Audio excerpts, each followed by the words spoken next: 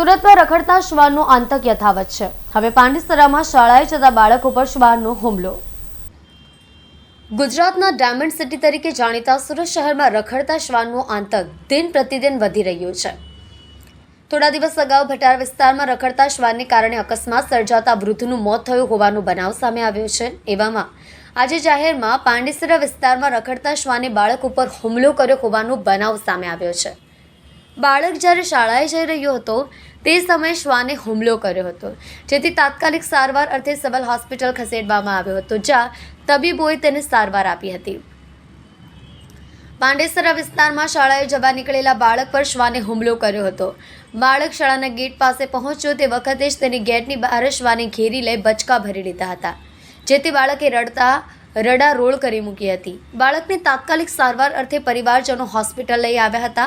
સ્થાનિકોએ કહ્યું કે શ્વાનોના હુમલા સતત વધી રહ્યા છે, જેથી લોકોમાં ડરનો માહોલ જોવા મળી રહ્યો છે। પાલિકા દ્વારા કાર્યવાહી કરવામાં આવી રહી છે, તેમ છતાં કોઈ જ કાર્યવાહી નક્કર ન થતી હોવાથી પાલિકા કંઈ યોગ્ય રીતે કામ કરે તે જરૂરી છે। બાળકો સલામત ન હોવાનું પણ સામે આવી રહ્યું છે।